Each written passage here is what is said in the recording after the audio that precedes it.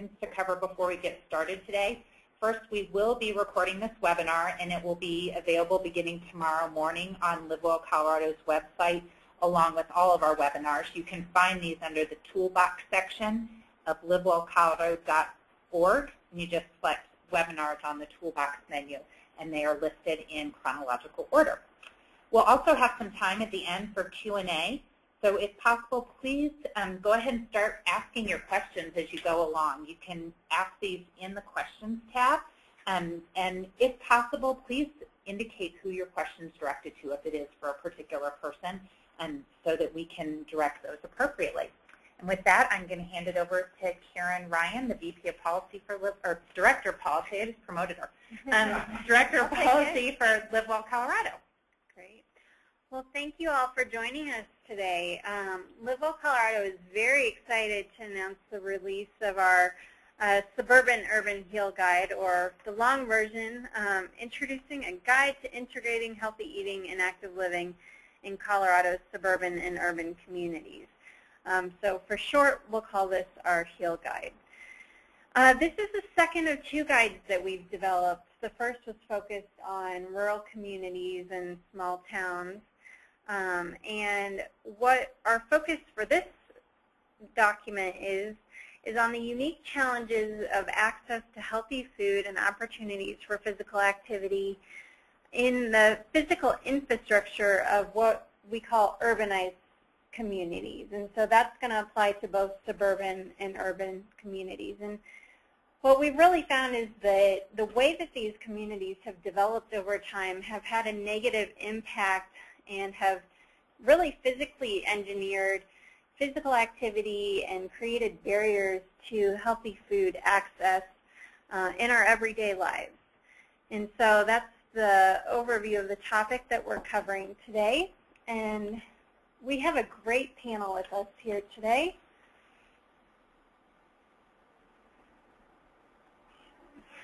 Sorry, the slides got a little out of order. You'll see we have a brilliant team. And I couldn't get Simon to give me a beautiful headshot, so I decided to put one in for him. But he is Simon Montague with WPM Consulting, is the primary author and lead consultant on the development of this guide. We also have with us Ted Hyde, who is a planning consultant with LiveWell Wheatridge and WPM Consulting, and he also contributed to the development of the guide. And then we have three additional panelists with us today. Molly Hansen is the LiveWell Wheatridge coordinator, and will be talking and sharing with us a case study on healthy food access. Rachel Cleaves is the LiveWell Westwood coordinator, and will also be sharing a case study with us, but in regard to physical activity.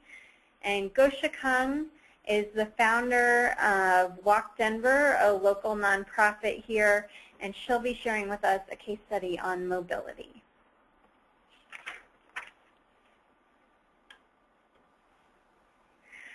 So just a quick overview of today's webinar. We will just give you a brief introduction to LiveWell Colorado and why we're interested in the built environment and how that ties in with our fight against obesity.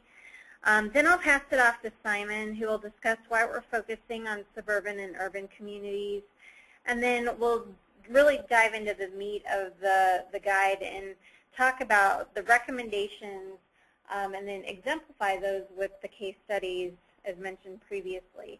We'd like to leave the final 10 or 15 minutes approximately for question and answer. So please be submitting those questions throughout the presentation. So just quickly, for those of you who may not know much about LiveWell Colorado, we're a statewide nonprofit dedicated to fighting and reducing obesity through the promotion of healthy eating and active living in Colorado communities, businesses, and schools. And so in addition to educating and inspiring people to make healthy choices, we do this through policy and environmental changes in order to remove any barriers to healthy lifestyles. And we do this in support of, or with the support of, a number of funders and partners, and those include Kaiser Permanente, the Colorado Health Foundation, and the Colorado Department of Public Health and Environment. So what is the built environment, and why are we focused on it, given that our mission is to fight and reduce obesity? Well, the built environment includes all buildings, places, and spaces created or modified, to keep in mind, by people. And so this really has kind of three factors to it. It's not just the physical infrastructure. We want to keep that in mind. It is homes, schools, businesses, parks, trails, those things that define our communities, but it's not just whether they exist, but where they are located.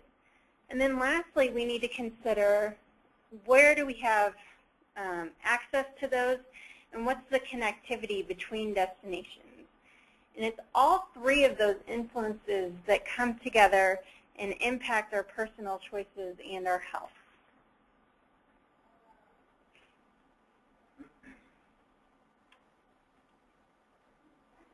So given our focus on obesity and healthy living, we tend to place the built environment into three major categories. And for the purposes of this guide, we've looked at those in regard to food access. So thinking about the physical access to healthy food retail.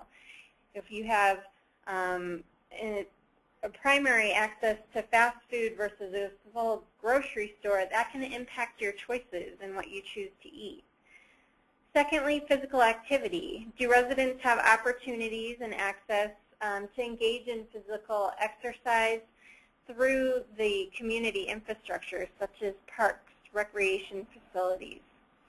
And then lastly, mobility.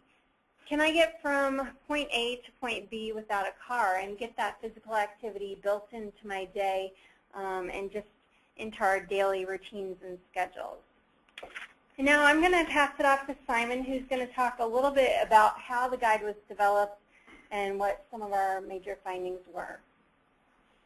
Thank you, Karen. Good morning, everybody. Thanks for joining us. I hope you can all hear me okay. Shoot us a question if you can't. So the development of this guide followed the model that we used on the rural guide that was released recently by LiveWell. Very similar format, focused on really what I would call an inductive style of analysis, where I met with and spoke to a lot of folks in communities across the what we call in the urban suburban context of Colorado, to try and understand what the issues and concerns were at that very local level in regard to bringing more healthy eating and active living into the lives of people across the state. From there, I started to extract out some of the broader things that transcended any one community and work those up in concert with the literature on the subject to start to identify issues that span across the communities that require statewide action from organizations like LiveWell and all of its partner agencies that work at that broader scale, and then all of the different overarching strategies that are needed to implement this stuff down at the local level. And so before we get into that, one of the things that we did was we started to identify various themes and trends that came out of the conversation. I'm going to hand off to my colleague Ted. He's going to walk us through some of those.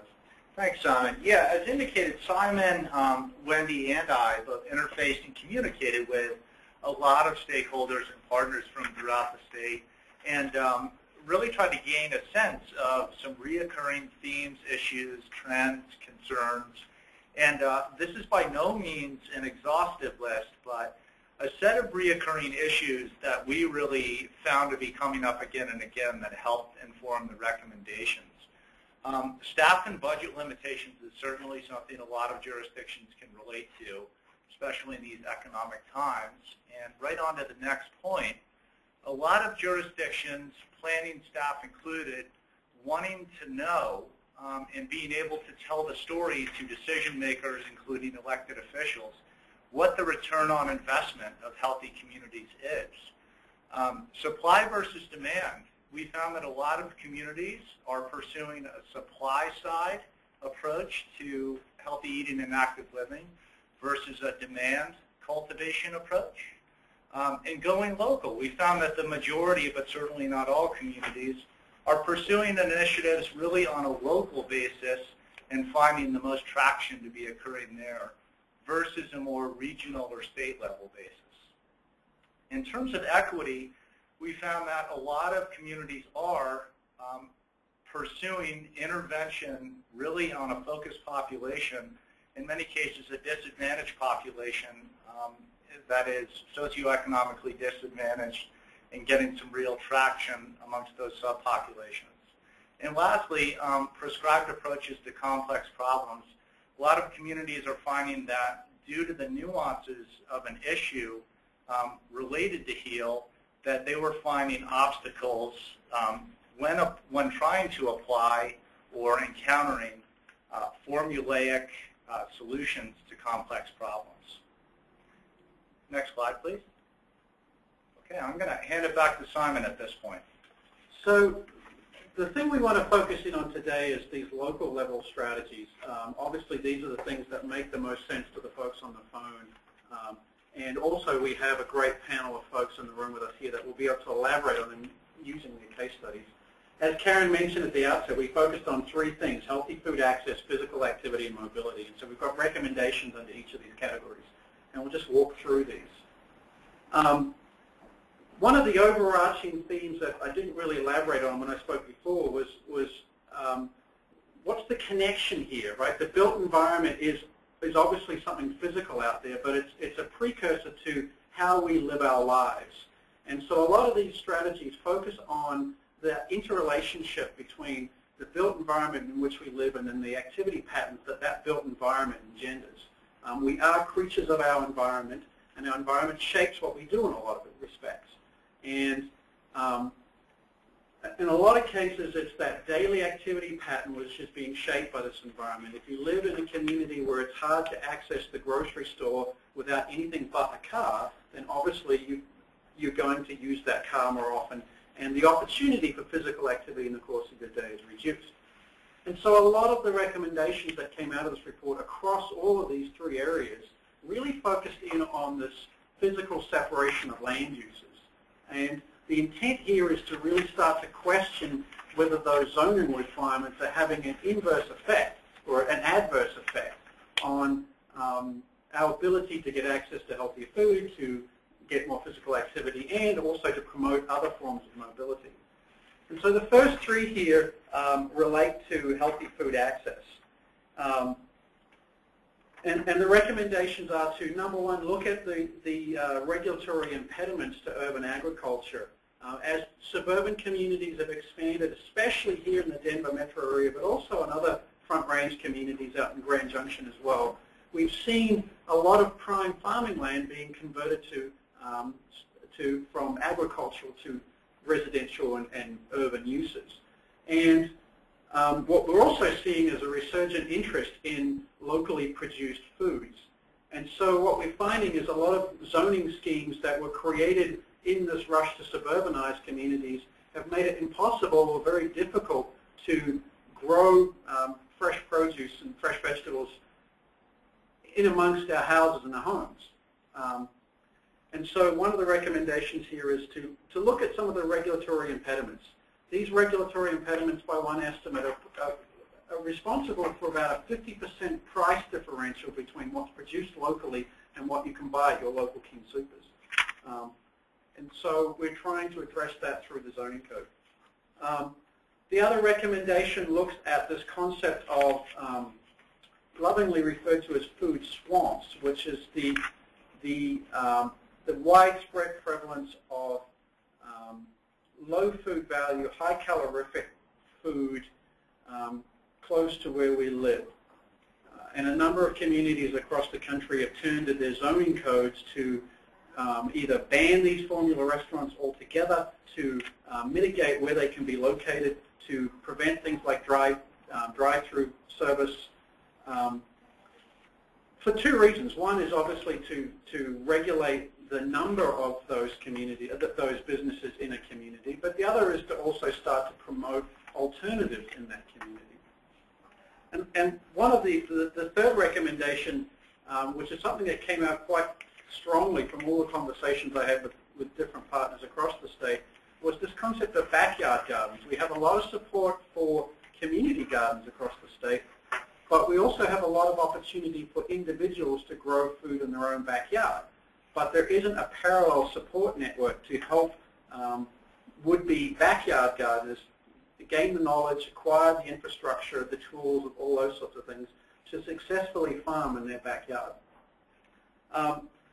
One of the case studies that we call out in the report is the example of what LiveWell Wheatridge has been doing in reviewing and modernizing their zoning code to allow urban agriculture. So I'm going to hand off to Ted and Molly, and they're going to walk you through that case study.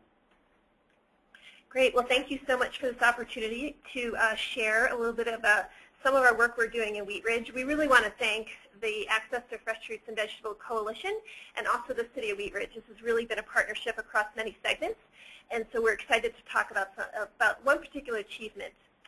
When I started in 2009, there was a lot of dialogue among many segments of our community about the need to deepen our local food system, partially funded by our interest in our agrarian roots, a shared interest in growing a sense of community in Wheatridge, and our growing interest to increase access to locally grown healthy foods. There was lots of discussions, and we came together and decided that we really wanted to address this through a policy approach. Also, this was addressed in our comprehensive plan that was adopted in 2009. So before I get started, I thought I'd turn it over to Ted to talk a little bit about our community. So thanks, Molly. Yeah, just to frame this case study, a quick overview of the community profile. As probably all, if not most of you on the call know, Wheatridge is a suburban city located just to the northwest of Denver. Area-wise, it's approximately 9.5 square miles. According to the 2010 census, 31,000 people live there. It is largely an older, or proportionally in comparison to the rest of Colorado and those communities, it does have a larger, older adult population. Approximately 20% of the residents are 65 and above. It does have a very high rental occupy rate. Approximately 42% of the dwelling units in the city are rent or occupied. And there are a fair number of large parcels in the city, especially in the western portion of Wheatridge, closer to Golden. But with that said, according to zoning allowances, most of the community currently is built out, which is no surprise given that it is an inner ring suburb. Next slide, please. So really quickly, I'd love to talk about the Access to Fresh Fruits and Vegetables Task Force. We convened this group in the spring of 2010. It's a really great multi-sector stakeholder group. We have individuals from Parks and Rec, Community Development, Jeffco Public Schools, individual schools, the Conservation District, CSU Extension. We have electorate officials, landscape architects, residents, families, and individual schools represented. We meet monthly.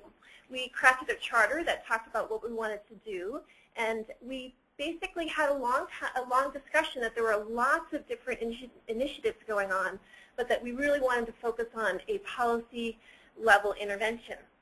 So one of the things that we thought would be a very helpful tool was a zoning guide. So the Conservation District approached us and said, we'd like to put together a residential zoning guide. So I'm going to turn it over to Ted, and he's going to quickly talk about this great tool. Thanks, Molly.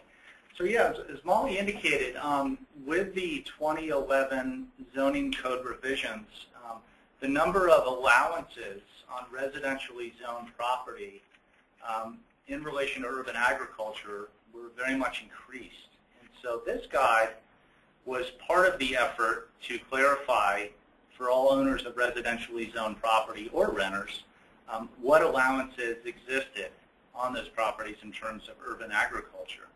As Molly indicated, this document was created through a partnership, including the City of Wheatridge, LiveWell, Wheat Ridge, and Jefferson Conservation District.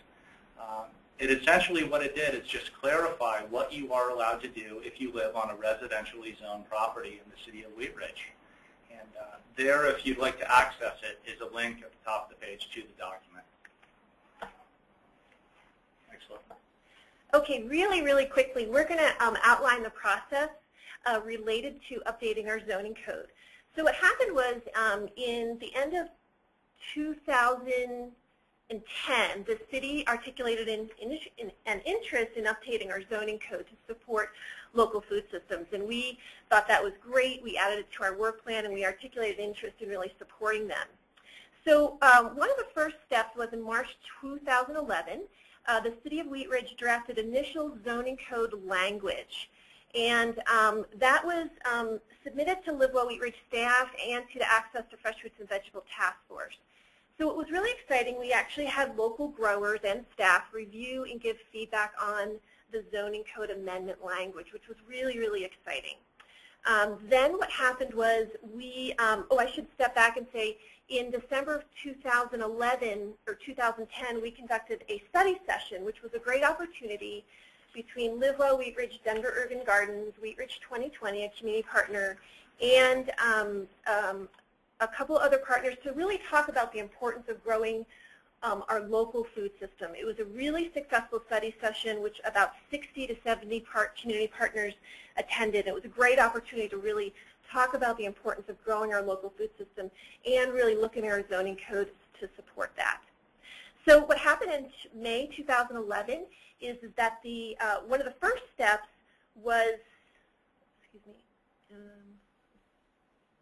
I'm sorry, let me just look at my notes here. In April of 2011, there was testimony to the Planning Commission as the language was proposed. And then in May 2011, Access to Fresh Fruits and Vegetables and LiveWell staff provided testimony during the adoption process. We were thrilled that the city unanimously adopted the zoning code update in 2011. And I'm going to turn it over to Ted really quickly to talk about some of the highlights. Okay. Thanks, folks. Just quickly taking a bottoms-up approach here, you can see at the bottom of the slide is a link to the city's exclusive urban agriculture website. Definitely encourage you, if you're interested in the topic and would like to obtain additional resources, to take a look at that. But essentially, through the zoning code updates, permitted uses in any zone district are those that are indicated there on the slide. Community gardens, farmers markets, and produce stands. As Molly indicated, what was so exciting about this is the council did unanimously approve these by a vote of 8-0.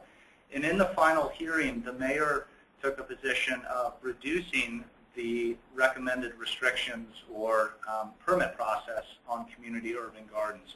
So very much a community-supported and community-involved process. Next slide, please. So that was the food access recommendations. And we're moving on now to the physical activity part. This is Simon again, sorry, by the way. The physical activity one actually speaks to one of the contrasts between the urban and suburban communities, which is fairly typical across the communities that we looked at. Basically, Colorado Springs, Denver Metro, Fort Collins, and Grand Junction, in the sense that there is an older urban core and an outer suburban area. And the characteristic, at least from my point of view, that defines the two is the period in which they grew up.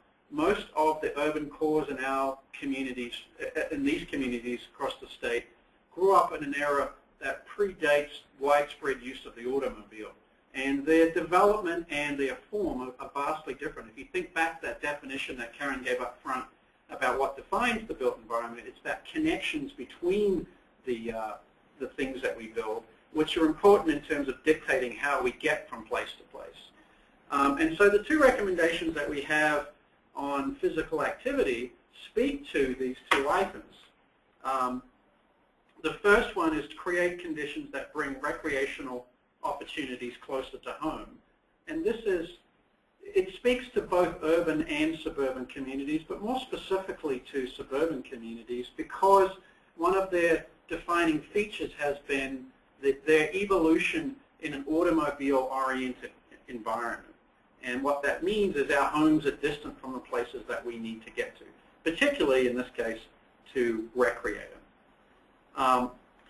The second thing is to look for opportunities in our communities to find shared spaces that we can use that may be underutilized at the moment and use those as recreational spaces. Older communities and even in suburban communities, there are lots of purpose-built facilities that may be underutilized through either parts of the day or parts of the year when we can take those facilities and bring recreational opportunities into them that become a real asset to the community. And to give us a great case study in that, I'm going to hand it over to Rachel Cleves, who's going to talk about the work that LiveWell Westwood has done on this front. Thank you, Simon. LiveWell Westwood, we've been working in the community for about 5 years, and our case study demonstrates that a great way to increase access to physical activity in underserved neighborhoods is to take advantage of existing facilities, such as gyms and schools and churches. During our needs assessment 4 years ago, residents cited the top reason they didn't exercise were lack of places to exercise and lack of people to exercise with. Our community doesn't offer very many recreational opportunities. We have a neighborhood that's not very walkable, it's auto-oriented, and we don't have a rec center despite being one of the youngest neighborhoods in Denver. However, we do have a wealth of churches and schools in the community, and we were able to partner with them in order to create opportunity for physical activity. When deciding a strategy to increase physical activity, we chose Zumba, which is aerobic dance that burns about 500 calories per hour. And the reason we chose it was because the community expressed an interest in that, and we also noticed that there was already somebody that was offering classes through her apartment. So the process involved offering 7 women the resources for them to become certified Zumba instructors. And then we worked with the local schools, churches, and organizations and requested that they open their gyms so that the community could use their facilities for Zumba classes. One of the concerns that these facilities had was liability, and we were able to find an insurance policy that covered the Zumba classes and the facilities for $170 per year, which was absolutely affordable for the Zumba instructors. So the facilities definitely responded positively. And over the last 2 years, over 20 facilities have agreed to open their gyms in the neighborhood and surrounding areas. And these include churches, schools, and community centers. What we've found is that because they're located throughout the community, many people are able to access them even without using a car, so they can walk. And because they're trusted sites, their local church or school, they're really comfortable using the facilities, and that increases the likelihood that they'll use these places. In addition, because there's so many sites that are offering the classes, there's an ability to have 11 or more classes per day. And they're throughout the day, so there's basically a time that anyone could go. They're in the morning, afternoon, and evening. Part of the reason for Zumba's popularity is that it overcomes the top 2 reasons the community cited for barriers for physical activity. The first was that there was nowhere to exercise, and the second one was that there was no one to exercise with. The Zumba classes are an opportunity for folks to socialize and be part of a larger group. They sometimes have up to 80 or 100 people in each class. And what we're having is about 370 participants every day. There's 55 classes offered per week. And among those that have been surveyed, 92% have responded that they have lost weight due to their Zumba participation.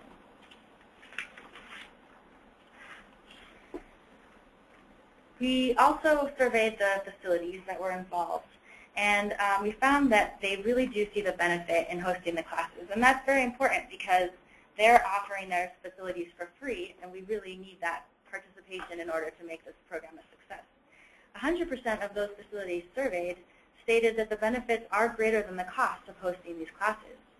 83% agree that classes provide substantial benefit to their own organization. And those include having greater visibility and outreach into the community. 68% agree that quality classes can be hosted without significant maintenance costs. And 67% of facilities agree that classes provide a substantial benefit to the participants. An added benefit has been that the Zumba instructors now are working on their own to identify additional facilities, and while perhaps the first 5 were identified by LiveWell Westwood, all of the rest have been recruited by the Zumba instructors themselves, which is adding to the program's sustainability. So in conclusion, what we found is that community organizations such as schools and churches are excellent partners for hosting community recreation programs. And because they see the value themselves, they're willing to cover the costs of the program and offer their spaces for free. Because those organizations are centrally located and familiar to the community is likely to use it and feel comfortable, leading to program success. Thank you. Thanks, Rachel. So the third area in which we looked at and developed recommendations was this area of mobility, basically addressing that question of how people get around in their community. And going back to the point that I made earlier about the disconnect that we have between the physical environment and how we are creatures of our environment, the recommendations here really specifically try to address how the physical environment is shaping the options that we have for getting around and the mobility choices that it either dictates or discourages us from using. And as I've mentioned before, if you live in a community that was extensively designed around the ability to get from place A to place B using an automobile, you're more likely to use that option, less likely to use other modes like riding or walking or even public transit for that matter. And so the 2 recommendations that we have on this front specifically address the relationship between land uses and the connective tissue, the streets, the roads that join us all. The first one is to adopt or to really promote the adoption of mixed-use zoning. Traditional zoning codes, by their very nature, were designed to separate land uses and specifically to separate residential uses from non-residential uses. What we're finding is in communities that have adopted mixed-use zoning, we find a lot more opportunity for people to get around through means other than an automobile, and fortunately in ways that are much healthier, walking, biking, those sorts of things. The second recommendation is really to start putting some emphasis back on the social role of streets. One of the points that I continue to make to people, especially in the older urban environments across Colorado's communities, is most of those streets predate the automobile. But for some reason, we've ended up in this place where the ability to move cars down them we've taken that as being their key purpose. And there are lots of efforts going on across the country to really start to repurpose and bring back a social role of streets, a place for people to meet, a place for civic activity to happen, community markets, those sorts of things. One of the leaders in the Denver metro area is Walk Denver in this front, and so I'm going to pass it off to Gosha, and she's going to talk about some of the work that they're doing. Yes, thank you so much. Thank you for allowing me to participate in this webinar and introduce Walk Denver. We're a pedestrian advocacy group focused on quality, walkable built environments that fosters healthy lifestyle and economic growth.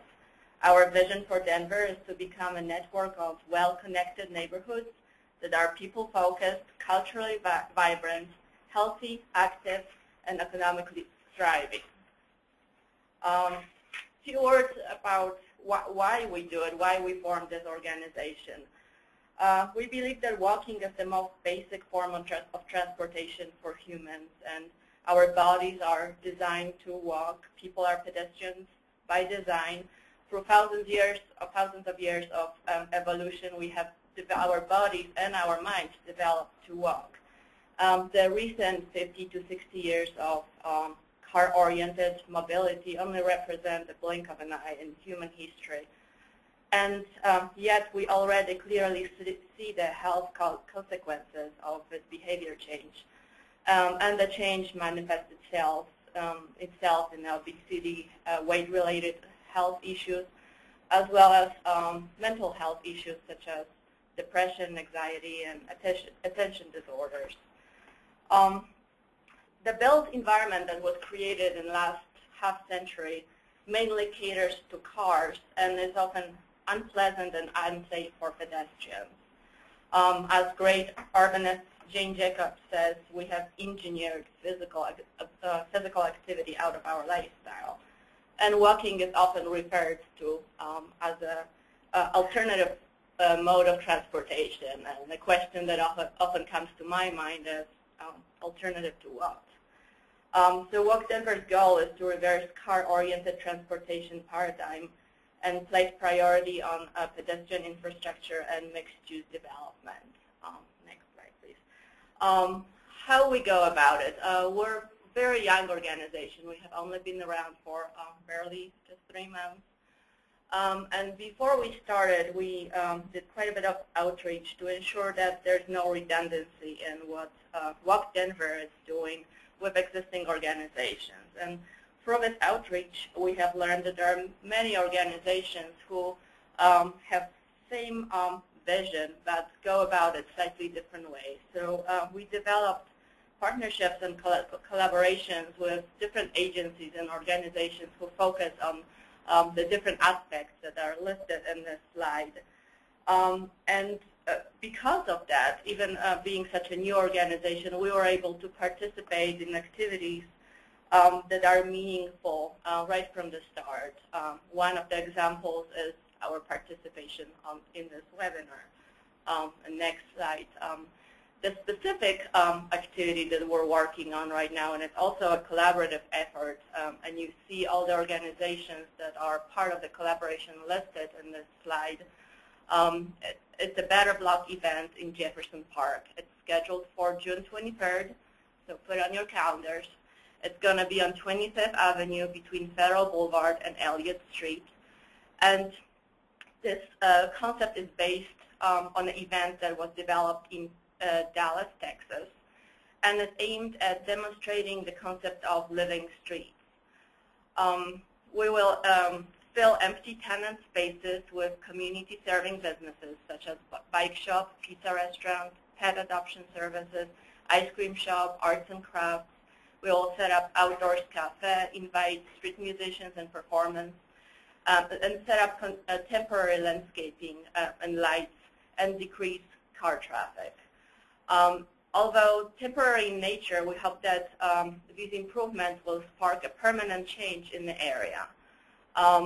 After Dallas event, local community saw 75% decrease in commercial space vacancy, and the city of Dallas approved that area for $1 million in tax incremental financing to implement the pedestrian and bike improvements that were demonstrated in the event. We hope for the same success, and we hope to develop this as a template event that will improve Denver one block at a time. Great. Well, before we move into our state level recommendations, I just encourage all of the participants or attendees to our webinar to submit your questions. We've thrown a lot of information at you, some wonderful action strategies as well as examples of how these have been implemented into real work and into our communities. And so please, if you have any questions for our case study presenters as well as for the consultants who work to put these recommendations together, please submit those now and we'll address those at the end of the webinar. So you can see that these local strategies have been presented as a means of addressing the needs of a wide range of Colorado communities, and they really reflect what we heard through the process and information gathering as what can be low-hanging fruit or some of those most opportune and doable action items in order to incorporate HEAL into the built environment. But we also, through the guide, identified how LiveWell communities and LiveWell Colorado can support these efforts through partnerships.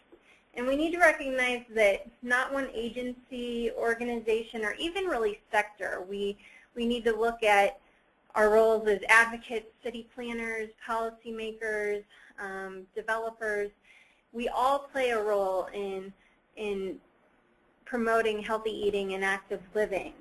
And so how can we work together at a state level in order to promote HEAL, as well as understand those opportunities and challenges that are occurring at a local level in order to guide our work? So first off, in regard to healthy food access, the first recommendation is really, let's not reinvent the wheel. Let's look at what other communities are doing successfully to integrate urban agriculture into their communities. And one example of how LiveWell Colorado has already been doing this is through our Healthy Eating and Active Living, our HEAL library, which was just released in January of this year, and promotes policies, ordinances, and codes that exemplify those types of efforts. And you can find on our LiveWell website in the toolbox. Another recommendation is to look at ordinances, economic development funds, and other models of how to successfully manage food access.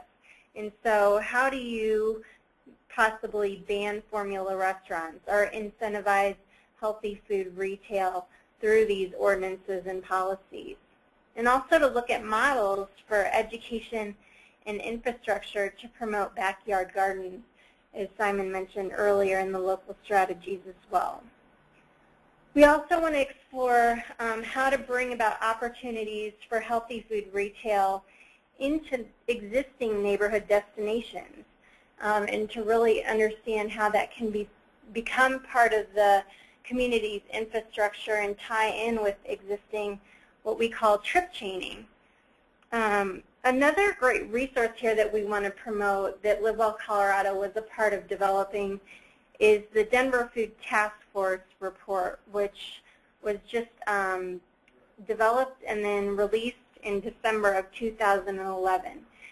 And so we'll follow up this webinar with a link to that resource because we feel that it can support these efforts. Also on a state level, we want to look at physical activity and how we can bring together the promotion of and development of places for exercise. And so a few of the recommendations that were developed here include, again, the development of case studies and models, which we will incorporate into the HEAL library. Also looking at some of those great examples of shared use agreements and guides to promoting those type of activities. And the Colorado Department of Public Health and the Environment is in the process of developing such guides specifically for shared use kitchens, recreation facilities, and school fleet vehicles, which should be introduced this summer. Another resource that we just came across within the past week following the development of the guide was NPLAN's Playing Smart Guide, and we again will provide a link to this and show you where to find these type of resources for joint use facilities. And lastly, in regard to physical activity, again, one sector can't do it alone. We really need to recognize that urban planners and developers play a big role in incorporating quality of life infrastructure into our communities. And one way of promoting that work is educating them on the political and economic climate and how that return on investment will impact their bottom line. Lastly, mobility. Some of the recommendations included here include the support of implementation House Bill 10-1147, which is for a short name, the Helmet Bill. And this legislation requires minors 12 to 18 to wear helmets if they're riding bicycles on public streets. And so the recommendation is to work with CDOT to develop standards and implement the bill. Secondly, we want to look at opportunities to increase mobility and connectivity through planning, policies, and ordinances in regard to mixed-use zoning, bike and pedestrian infrastructure, make sure that we're planning not just for cars. And then another specific recommendation is to investigate and promote managed parking so that we incentivize biking and walking. Lastly, we recognize that knowledge is power, and so if we can tie into existing training opportunities to increase community awareness, and a few of those mentioned in the report are the Citizens Academy or the CDPHE's place trainings. And so how can we make HEAL a prominent part of those conversations? Then the report concludes with a series of overarching recommendations, and these are really recommendations for the larger collective we. Thinking outside of the box, not just the health community, not just the planning community.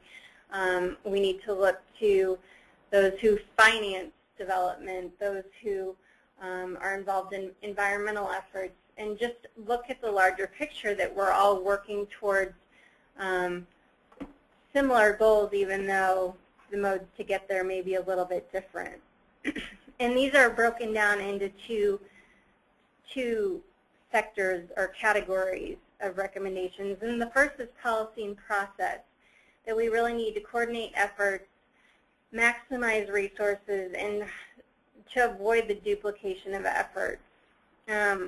We also need to recognize the unique circumstances and resources of each community, and then tie in with the development and transportation processes, which have a really big impact on healthy eating and active living.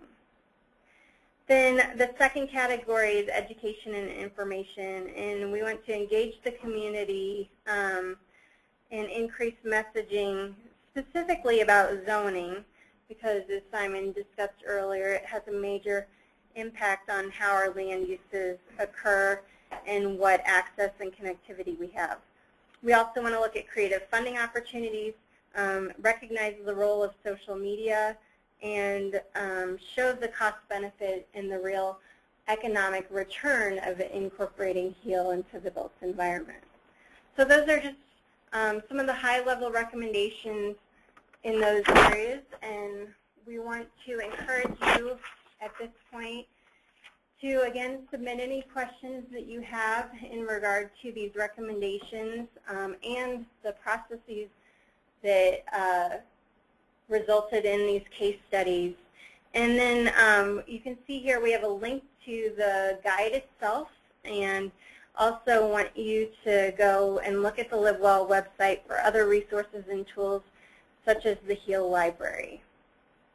But at this point, I'll turn it over to Lisa, and we'd just like to thank those who contributed to the process. So thank you. We have received a couple of questions that I'll begin to read and ask some of our participants to respond to. And if you could please continue to submit any questions you have. We have about 10 minutes, or it's like about 8 minutes remaining, so we would love to have your questions. So please do take advantage of this opportunity. The first question I'm going to direct to Karen. Can you give some basic statistics on population, including percentages of total population that lives in the urban and suburban centers versus the rural areas? Okay. We do have some statistics there. The Denver metro area is approximately 2.8 million people. Colorado Springs is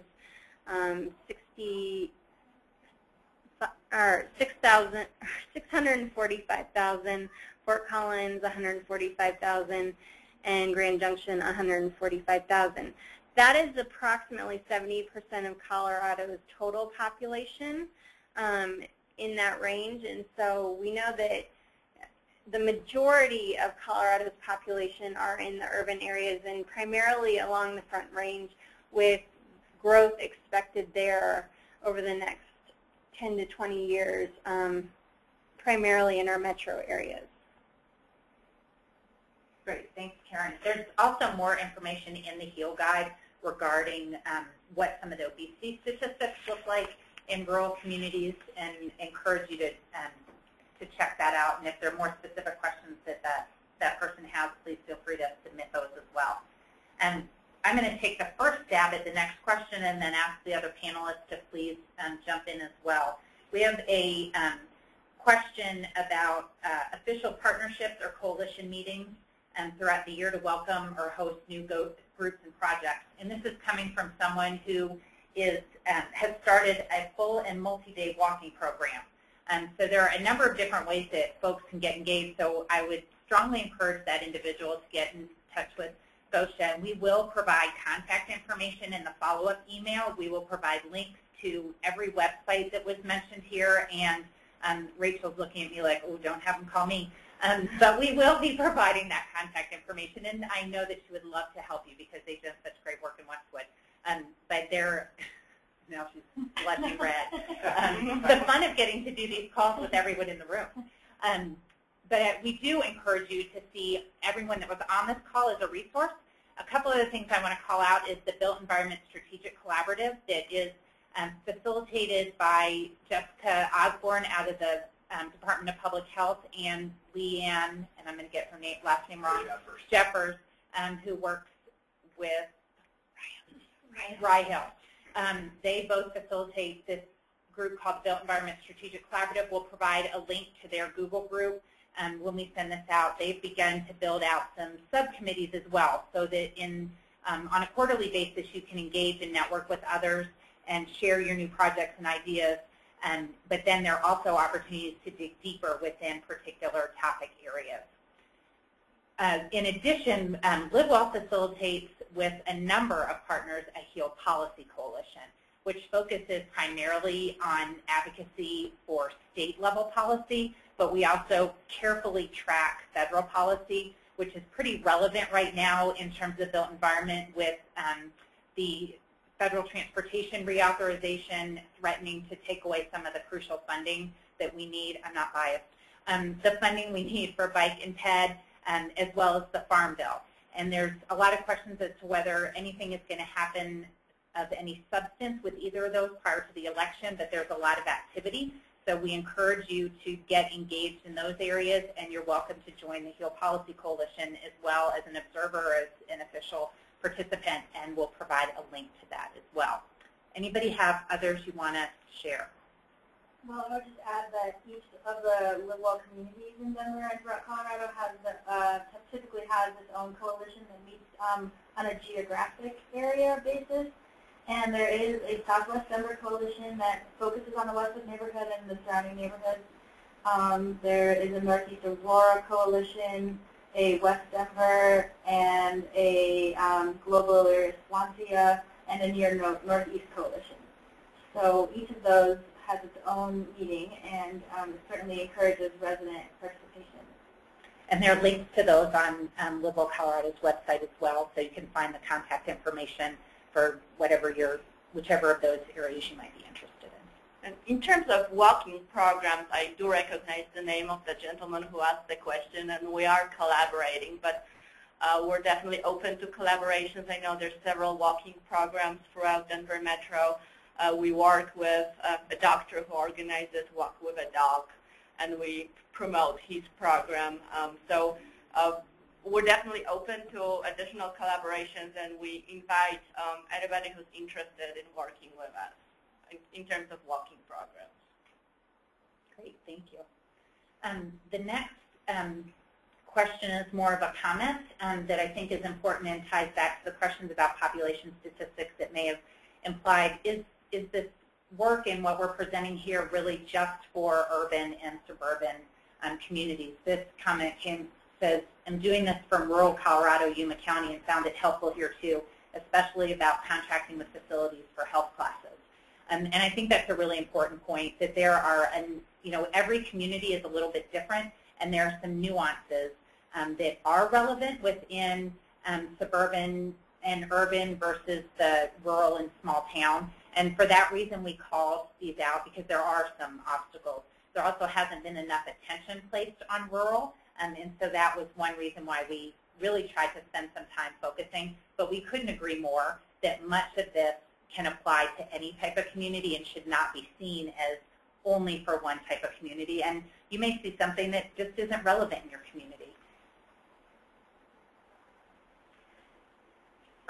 The next question was, will the PowerPoint be on the website? Yes. We have recorded the webinar and we'll be posting it here in the next couple of days to the LiveWell website.